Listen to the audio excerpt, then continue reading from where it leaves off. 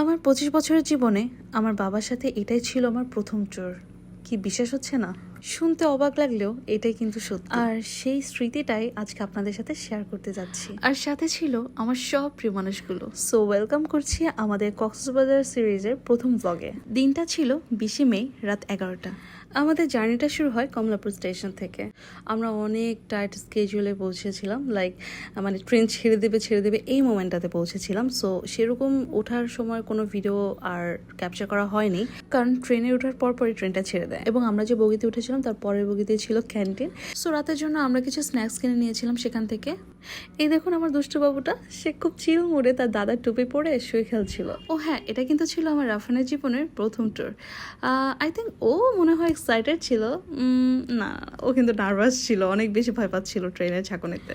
So সকাল 8:30 থেকে 9টার মধ্যে আমরা কক্সবাজার স্টেশনে পৌঁছে যাই। আর আপনারা সবাই জানেন যে এই স্টেশনটা কতটা সুন্দর, বাড়তি করে কিছুই বলার নেই। রাফানের এটা প্রথম বের হওয়া, তো ও একটু আনকমফোর্টেবল ফিল করছিল আসলে। বাই দ্য ওয়ে, আপনারা কক্সবাজার ট্রেনের এসি স্লিপার কোচে কেবিনগুলোর সম্পর্কে জানতে চাইলে আপনারা আমার ভিডিওর নিচে কমেন্ট করতে পারেন। আমি একটা ভিডিওর মাধ্যমে ডিটেলস জানিয়ে দেওয়ার চেষ্টা করব। এই ট্যুরের সম্পূর্ণ প্ল্যানটা আমি করি এবং আমাকে পুরোপুরিভাবে সাহায্য করেছিল আমার হাজব্যান্ড। যেহেতু আমার রাফানের জীবনের এটা প্রথম ট্যুর, তো আমি চেয়েছিলাম ওর দাদা দাদি, নানা নানি সবাই একসাথে থাকুক ওর সাথে। হয়তো এই মুহূর্তগুলো রাফানের একদমই মনে থাকবে না, কারণ ও অনেক ছোট, কিন্তু যখন সে বড় হয়ে এই ভিডিওগুলো দেখবে বা মেমোরিজ গুলো দেখবে, পিকচার্স গুলো দেখবে, আই থিঙ্ক ও তখন বুঝবে ওর প্রথম ট্যুরটা কতটা ভালোবাসা, মায়া আর ফ্যামিলি বন্ডিং এ পরিপূর্ণ ছিল। যাই হোক, এরপর স্টেশন থেকে বেরিয়ে ইজি বাইক নিয়ে হোটেল উদ্দেশ্যে রওনা দিলাম। কোন হোটেলে উঠলাম, প্রথম দিন কক্সবাজার গিয়ে কি করলাম তা নিয়ে থাকবে পরের ভ্লগে। সো মিস করতে না চাইলে পেজটা এখনই ফলো দিয়ে রাখুন। দেখা হচ্ছে পরের ভ্লগে। আল্লাহ হাফেজ।